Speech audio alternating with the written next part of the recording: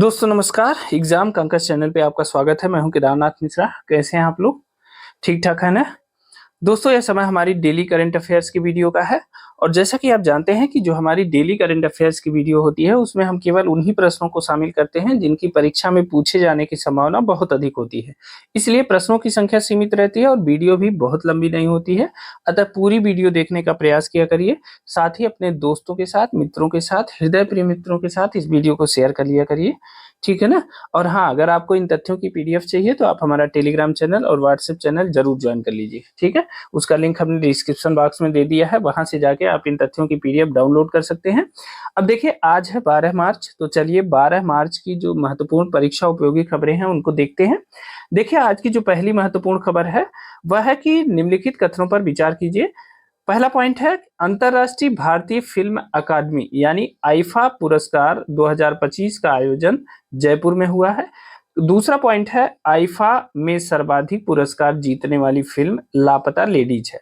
आपको इन दोनों कथनों के आधार पे इस कूट से सही उत्तर का चयन करना है।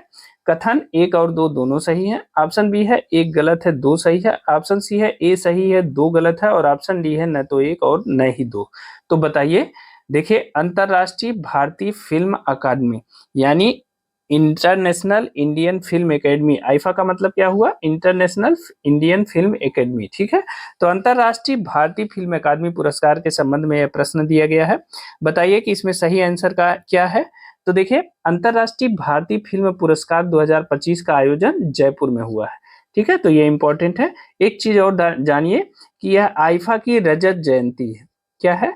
रजत जयंती है, यानी आईफा जो है अपनी स्थापना का 25वां वर्षगांठ मना रहा है। ठीक है? 25वीं वर्षगांठ है। ठीक है? तो याद रखिएगा, 25वीं वर्षगांठ है ये आईफा की। ठीक है ना? तो रजत जयंती मना रही है आईफा, तो यह भी याद रखिएगा। ठीक है? इसका आयोजन जयपुर में हुआ है। अगला देखते हैं। देखिए, आईफा में सर्वाधिक जो पुरस्कार जीतने वाली फिल्म है वह लापता लेडीज है। यह भी कथन सही है। ठीक है ना? तो कथन 1 और 2 दोनों सही है। देखिए, आजकल जो करंट अफेयर्स के प्रश्न पूछे जा रहे हैं वो इसी रूप में पूछे जा रहे हैं, कथन कारण के रूप में। इसलिए अगर आप किसी प्रश्न को पढ़िए तो उसको कंप्लीट पढ़िए, ताकि किसी भी स्वरूप में वह प्रश्न पूछा जाए तो वह गलत न होने पाए। ठीक है ना? तो अंतरराष्ट्रीय भारतीय फिल्म अकादमी के संबंध में ये दोनों कथन सही हैं, यानी 1 और 2 दोनों सही है। ए ऑप्शन सही है। चलिए, अब इसके बारे में कुछ महत्वपूर्ण बातें देख लेते हैं। देखिए, आईफा का आयोजन कहाँ हुआ है? राजस्थान के जयपुर में हुआ है। और किरण राव की फिल्म लापता लेडीज का जो निर्देशन किया है, किसने किया है? किरण राव ने। ठीक है? यह जो है आमिर खान की पूर्व पत्नी रही हैं, इन्होंने ही लापता लेडीज का निर्देशन किया है। तो किरण राव की फिल्म लापता लेडीज को सर्वश्रेष्ठ फिल्म का पुरस्कार मिला है। ठीक है ना? इसको सर्वश्रेष्ठ फिल्म का पुरस्कार मिला है लापता लेडीज को। और इसकी निर्देशक किरण राव को जो है सर्वश्रेष्ठ निर्देशक का पुरस्कार मिला है। ठीक है ना? सर्वश्रेष्ठ निर्देशक का पुरस्कार किसे मिला है? किरण राव को मिला है। ठीक है? तो 2 कथन हो गए आपके। अब देखिए, लापता लेडीज ने कुल मिलाकर के 10 पुरस्कार जीता है। इसमें कितने जीता है? 10 पुरस्कार, यानी सबसे ज्यादा पुरस्कार जीतने वाली जो फिल्म है वो कौन सी है? लापता लेडीज ही है। ठीक है? अब देखिए, इसमें 2 प्रश्न और बनता है। एक बनता है कि सर्वश्रेष्ठ अभिनेता का पुरस्कार किसे मिला? ठीक है? आईफा अवार्ड में सर्वश्रेष्ठ अभिनेता का पुरस्कार किसे मिला? और दूसरा बनता है सर्वश्रेष्ठ अभिनेत्री का पुरस्कार। ठीक है? सर्वश्रेष्ठ अभिनेत्री का पुरस्कार। तो इन दोनों पुरस्कारों में जानते हैं। देखिए, सर्वश्रेष्ठ अभिनेता का जो पुरस्कार मिला है आईफा में, वह मिला है कार्तिक आर्यन को मिला है। कार्तिक आर्यन को। और किस फिल्म में एक्टिंग के लिए इन्हें यह पुरस्कार दिया गया है? तो वह दिया गया है भूल भुलैया 3 के लिए। ठीक है? भूल भुलैया 3 में अभिनय के लिए इन्हें जो है सर्वश्रेष्ठ अभिनेता का पुरस्कार मिला है, कार्तिक आर्यन को। ठीक है?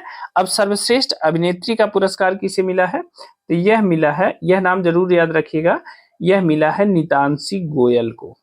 ठीक है? यह नाम याद रखिएगा क्योंकि यह एकदम नया नाम है। नितांशी गोयल को सर्वश्रेष्ठ अभिनेत्री का पुरस्कार मिला है। और किस फिल्म के लिए मिला है? तो वह फिल्म है लापता लेडीज। ठीक है? लापता लेडीज के लिए नीतांशी गोयल को सर्वश्रेष्ठ अभिनेत्री का पुरस्कार मिला है। ठीक है, तो ये मुख्य बातें हैं आईफा पुरस्कार की, इतना ही प्रश्न पूछा जाता है। ठीक है ना। अब देखिए इसमें एक चीज मैं और आपको बता दूं, एक फिल्म है जिसका नाम है किल।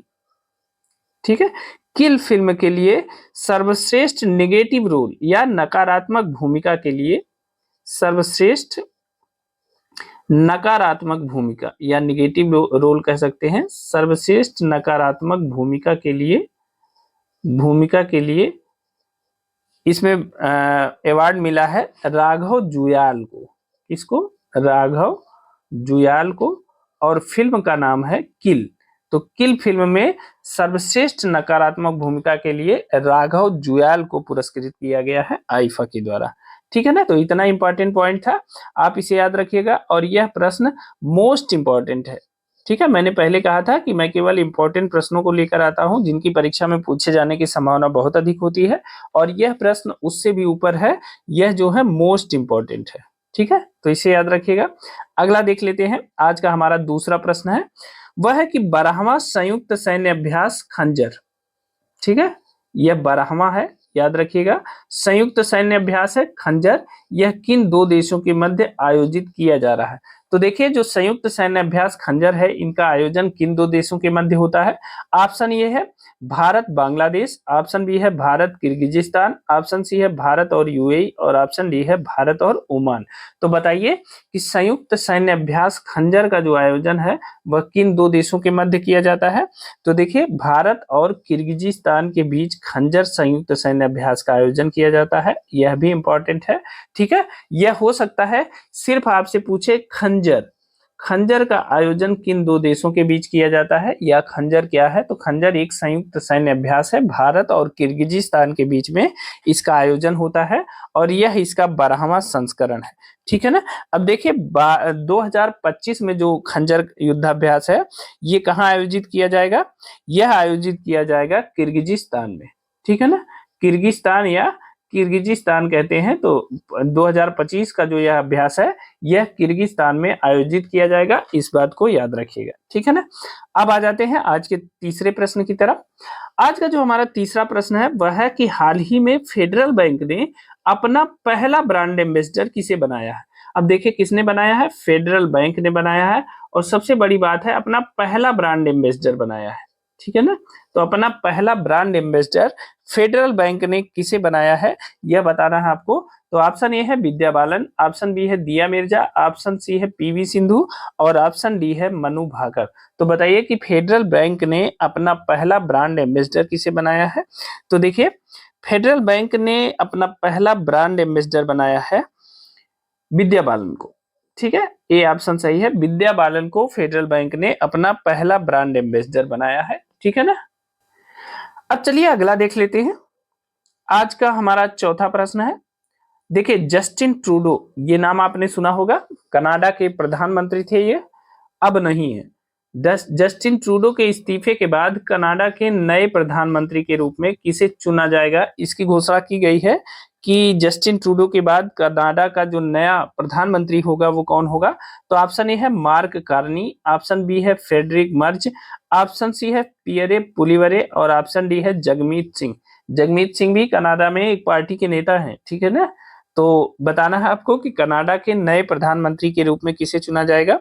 तो देखिए मार्क कार्नी को। ठीक है, ये ऑप्शन सही है, मार्क कार्नी को जस्टिन ट्रूडो के इस्तीफे के बाद कनाडा के नए प्रधानमंत्री के रूप में चुना जाएगा, ऐसी घोषणा की गई है। और यह जो है किस पार्टी की सरकार है वहां? तो लिबरल पार्टी की है, याद रखिएगा। ठीक है, कनाडा में लिबरल पार्टी की सरकार है, और जस्टिन ट्रूडो ने इस्तीफा दिया है, उनकी जगह पे मार्क कार्नी कनाडा के नए प्रधानमंत्री होंगे। हाल ही में भारत और कनाडा के बीच जो रिश्ते थे वो काफी तनावपूर्ण थे, और इस संबंध में यह प्रश्न बहुत इंपॉर्टेंट है, क्योंकि जस्टिन ट्रूडो बहुत एटीट्यूड में रहते थे भारत के साथ। भारत ने भी मुंह तोड़ जवाब दिया उनका। ठीक है ना, और कनाडा के राजनयिकों को भारत ने निष्कासित कर दिया था। तो याद रखिएगा कि जस्टिन ट्रूडो के इस्तीफे के बाद जो कनाडा के प्रधानमंत्री बने हैं मार्क कार्नी, इंपॉर्टेंट है परीक्षा के दृष्टिकोण से, क्योंकि इनके बाद जो है अब ट्रूडो के बाद मार्क कार्नी के व्यवहार के आधार पे ही भारत कनाडा के बीच जो संबंधों की गर्माहट है वो किसी तरह से वापस आ पाएगी। ठीक है, अब चलिए अगला देख लेते हैं। आज का जो 5वां प्रश्न हमारा है वह है कि 11 से 13 मार्च 2025 के मध्य विश्व पैरा एथलेटिक्स ग्रैंड प्रिक्स का आयोजन कहाँ किया जाएगा? किसका आयोजन? विश्व पैरा एथलेटिक्स ग्रैंड प्रिक्स, इसका आयोजन 11 से 13 मार्च 2025 के मध्य कहाँ किया जाएगा? तो ऑप्शन ए है चेन्नई में, ऑप्शन बी है नई दिल्ली, ऑप्शन सी है चंडीगढ़ और ऑप्शन डी है इनमें से कोई नहीं। तो बताइए कि विश्व पैरा एथलेटिक्स ग्रैंड प्रिक्स का आयोजन कहाँ किया जाएगा? तो देखिए इसका आयोजन किया जाएगा नई दिल्ली में।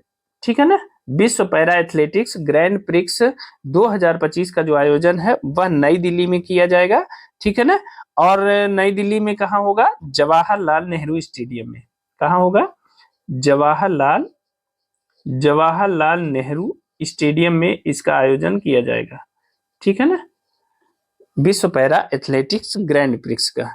ठीक है, अब यहाँ क्या होगा कि 90 से अधिक प्रतियोगिताएं यहाँ संपन्न होंगी और 20 देशों के पैरा एथलीट्स इसमें हिस्सा लेंगे। ठीक है, कौन हिस्सा लेंगे? 20 देश इसमें हिस्सा ले रहे हैं, या 20 देशों के पैरा एथलेटिक्स इसमें हिस्सा ले रहे हैं, इस बात को याद रखिएगा। ठीक है ना, अब देखिए अगला देख लेते हैं। आज का हमारा 6ठा प्रश्न है, देखिए मध्य प्रदेश का 9वां, ठीक है, और भारत का 58वां टाइगर रिजर्व किसे घोषित किया गया है? आपको बताना है कि मध्य प्रदेश का 9वां टाइगर रिजर्व है ये, और भारत का 58वां टाइगर रिजर्व किसे घोषित किया गया है? ऑप्शन ए है Ratapani tiger reserve, option B है गुरु घासीदास पिंगला, ऑप्शन सी है Madhav national park tiger reserve और ऑप्शन डी है इनमें से कोई नहीं। तो बताइए कि सबसे पहले तो ये याद रखिएगा कि यह मध्य प्रदेश का 9वां टाइगर रिजर्व है और पूरे भारत का 58वां टाइगर रिजर्व है। यह दोनों इंपॉर्टेंट है, ये दोनों संख्याएं पूछी जा सकती हैं। ठीक है, अब देखिए मध्य प्रदेश में किसे भारत का 58वां टाइगर रिजर्व घोषित किया गया है? तो वह है माधव नेशनल पार्क को। सी ऑप्शन सही है। माधव टाइगर रिजर्व जो है यह शिवपुरी मध्य प्रदेश में स्थित है। ठीक है, कहाँ स्थित है? शिवपुरी मध्य प्रदेश में स्थित है, और शिवपुरी मध्य प्रदेश में यह जो माधव नेशनल पार्क है यह मध्य प्रदेश का 9वां टाइगर रिजर्व है। ठीक है, 9वां टाइगर रिजर्व मध्य प्रदेश का है, कौन सा? Madhav national park. ठीक है, इसे याद रखिएगा। ठीक है ना, इससे पहले देश का 57वां टाइगर रिजर्व कौन सा था? यह भी याद रखिएगा, कभी कभी पूछ लिया जाता है। तो 57वां टाइगर रिजर्व जो था वह रातापानी, ये कहाँ स्थित है? रातापानी वन्य जीव अभयारण्य, रातापानी वन्य जीव अभयारण्य ये कहाँ स्थित है? यह भी जो है मध्य प्रदेश में स्थित है। ठीक है, तो रातापानी वन्य जीव अभयारण्य कहाँ स्थित है? मध्य प्रदेश में है, और यह देश का 57वां टाइगर रिजर्व था। ठीक है, देश का 57वां टाइगर रिजर्व था रातापानी वन्य जीव अभयारण्य। ठीक है, यह भी मध्य प्रदेश में स्थित है, याद रखिएगा। ठीक है ना, अब अगर देखिए गुरु घासीदास पिंगला टाइगर रिजर्व कहाँ स्थित है? तो यह स्थित है छत्तीसगढ़ में। छत्तीसगढ़ में स्थित है, इसे भी याद रखिएगा। गुरु घासीदास पिंगला टाइगर रिजर्व कहाँ स्थित है? छत्तीसगढ़ में स्थित है, याद रखिएगा। ठीक है ना, चलिए अब आज का 7वां प्रश्न देख लेते हैं। आज का हमारा 7वां प्रश्न है, ब्रांड फाइनेंस इंश्योरेंस 100 2025 रिपोर्ट के अनुसार भारतीय जीवन बीमा यानी LIC को वैश्विक स्तर पर सबसे मजबूत बीमा ब्रांडों में कौन सा स्थान मिला है? ठीक है, देखिए कंपनी क्या है? Brand finance insurance 100। ठीक है, 2025 की रिपोर्ट है, और इसके अनुसार भारतीय जीवन बीमा को वैश्विक स्तर पर सबसे मजबूत बीमा ब्रांडों में कौन सा स्थान मिला है?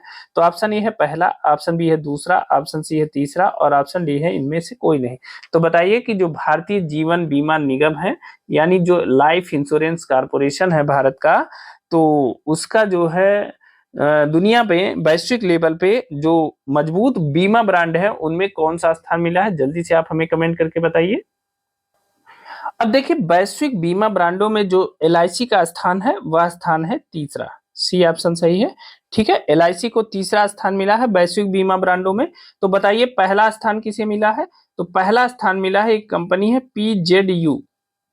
ठीक है, इसका जो असली नाम है वो बहुत कठिन नाम है, इसलिए मैं उसको नहीं ले रहा हूं। PZU ये कहाँ की कंपनी है? ये है पोलैंड की बीमा कंपनी, ठीक है, पोलैंड की बीमा कंपनी है PZU। जब प्रश्न आएगा तो उसमें PZU ही लिखा रहेगा, ठीक है ना, क्योंकि इसका नाम बहुत टफ है और बहुत लंबा है। अब देखिए PZU पोलैंड की कंपनी है, इसे पहला स्थान मिला है बीमा के मामले में दुनिया में, जबकि दूसरे स्थान पे जो आने वाली कंपनी है वह है चाइना लाइफ इंश्योरेंस। क्या है? चाइना चाइना लाइफ इंश्योरेंस, ठीक है, चाइना लाइफ इंश्योरेंस या इसे कहते हैं CLI, ठीक है, चाइना लाइफ इंश्योरेंस या CLI कहते हैं। यह जो है LIC के इसके बाद जो है भारत का LIC तीसरे नंबर पे है, ठीक है, भारत का क्या है? लाइफ इंश्योरेंस कॉर्पोरेशन यानी LIC भारतीय जीवन बीमा निगम दुनिया में तीसरे स्थान पे है मजबूत बीमा ब्रांडों में, ठीक है ना, तो याद रखिएगा। अगला देख लेते हैं, आज का हमारा 8वां प्रश्न है, प्रधानमंत्री नरेंद्र मोदी किस देश के 57वें राष्ट्रीय दिवस समारोह में मुख्य अतिथि बनकर गए, जहां उनका स्वागत बिहारी गीत से किया गया? ठीक है, तो प्रधानमंत्री नरेंद्र मोदी एक देश है जिसके 57वें राष्ट्रीय दिवस समारोह में मुख्य अतिथि के रूप में बुलाए गए थे। और यह प्रश्न हमने कुछ दिन पहले आपसे करंट अफेयर्स में पूछा था कि किस देश में प्रधानमंत्री नरेंद्र मोदी वहां के राष्ट्रीय दिवस समारोह में मुख्य अतिथि के रूप में आमंत्रित किए गए हैं, तो वह देश है मॉरिशस, ठीक है, तो मॉरिशस गए थे और जहां उनका जो स्वागत है वह बिहारी गीत से किया गया है। और आपको पता है कि जो वहां मॉरिशस की जो सिचुएशन है वहां सबसे ज्यादा संख्या भारतीयों की है और उसमें भी बिहार के लोगों की ठीक ठाक आबादी है, ठीक है ना। अब देखिए जो मॉरिशस के प्रधानमंत्री हैं वही बिहार से हैं। मॉरिशस के प्रधानमंत्री कौन है? तो वह हैं डॉक्टर नवीन राम गुलाम, ठीक है, डॉक्टर नवीन राम गुलाम वर्तमान में मॉरिशस के प्रधानमंत्री हैं। और यह कहाँ के मूल निवासी हैं? तो देखिए इनके जो पूर्वज थे वह बिहार के भोजपुर, कहाँ से? बिहार के भोजपुर के हरी गांव से मॉरिशस गए थे, हरी गांव से मॉरिशस गए थे, तो इस बात को याद रखिएगा, ठीक है। तो डॉक्टर नवीन राम गुलाम जो है मॉरिशस के वर्तमान प्रधानमंत्री हैं और इनके पूर्वज बिहार के भोजपुर के हरी गांव से मॉरिशस गए थे, ठीक है। तो मॉरिशस के 57वें राष्ट्रीय दिवस समारोह में प्रधानमंत्री नरेंद्र मोदी ने मुख्य अतिथि के रूप में हिस्सा लिया, भागीदारी की, और वहां उनका स्वागत जो है बिहारी गीत से किया गया, ठीक है। मॉरिशस की राजधानी कहाँ है? मॉरिशस की राजधानी कहाँ है? कभी कभी मिलान करने को यह प्रश्न पूछ लिया जाता है, तो मॉरिशस की राजधानी है पोर्ट लुइस। कहाँ है? पोर्ट लुइस है, ठीक है, तो इसे भी याद रखिएगा। अब चलिए आज का जो अपना नवा प्रश्न है देख लेते हैं। आज का जो हमारा नवा प्रश्न है वह है कि हाल ही में भारत के 18 वर्षीय किस ग्रैंड मास्टर ने विश्व जूनियर शतरंज चैंपियनशिप 2025 जीता है, ठीक है ना। तो देखिए विश्व जूनियर शतरंज चैंपियनशिप किसने जीता है? तो भारत ने जीता है, ठीक है, भारत के ग्रैंड मास्टर ने जीता है, 18 वर्षीय है, ठीक है, 18 वर्षीय भारत के ग्रैंड मास्टर ने विश्व जूनियर शतरंज चैंपियनशिप जीता है। अब उनका नाम आपको बताना है। ऑप्शन ए है डी कुकेश, ऑप्शन बी है आर प्रज्ञानंद, ऑप्शन सी है प्रणव वेंकटेश और ऑप्शन डी है इनमें से कोई नहीं। तो देखिए भारत का कौन सा 18 वर्षीय ग्रैंड मास्टर है जिसने विश्व जूनियर शतरंज चैंपियनशिप 2025 को जीत लिया है, ठीक है, तो उनका नाम आप बताइए। उनका नाम है प्रणव वेंकटेश, ठीक है, तो याद रखिएगा इन्हें।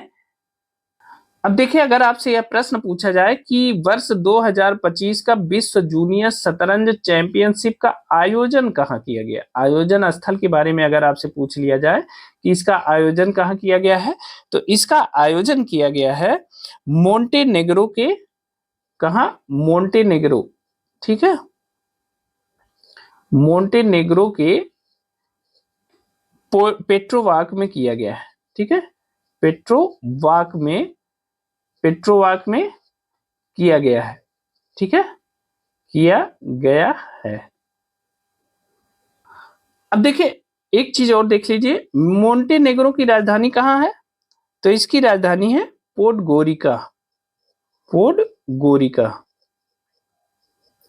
या इसे इंग्लिश में कहेंगे, ऐसे लिखते हैं पोडगोरिका, ठीक है, यह जो है मोंटेनेग्रो की राजधानी है। तो अगर विश्व जूनियर शतरंज चैंपियनशिप के आयोजन स्थल के बारे में पूछे तो वह मोंटेनेग्रो के पेट्रोवाक में हुआ है, ठीक है ना।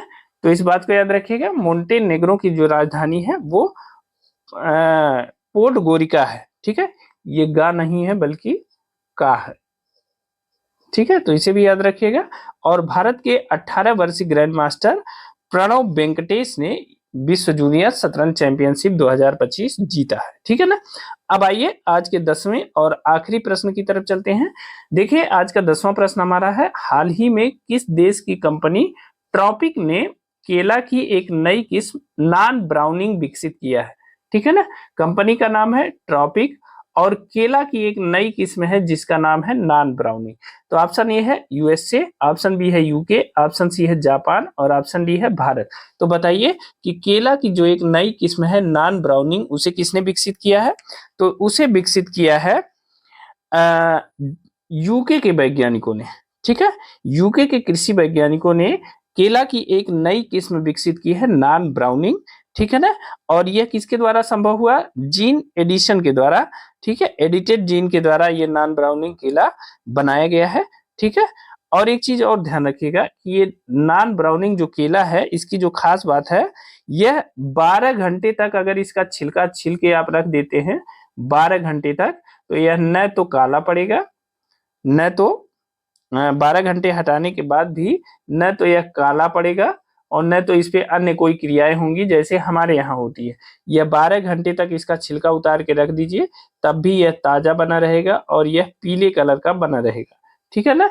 तो यह नॉन ब्राउनिंग की खासियत है। देखिए एक प्रश्न आपसे ऐसे भी पूछा जा सकता है कि हाल ही में नई किस्म लॉन्च किया गया है जिसे कहते हैं नॉन ब्राउनिंग, यह किस फल की नई किस्म है या किस फसल की नई किस्म है, इस हिसाब से यह प्रश्न पूछा जा सकता है। तो देखिए नॉन ब्राउनिंग जो किस्म है वो किसकी है, केले की है। और नॉन ब्राउनिंग जैसे इसके नाम से ही पता चल रहा है कि नॉन ब्राउनिंग का मतलब भूरा नहीं होगा, तो वह भूरा क्या नहीं होगा, केला जो है भूरा नहीं होगा। अगर केले के छिलकों को हटा दिया जाए तो 12 घंटे तक जो है उसका वो ताजा और पीले रंग का दिखाई देगा, ठीक है। तो इस बात को याद रखिएगा।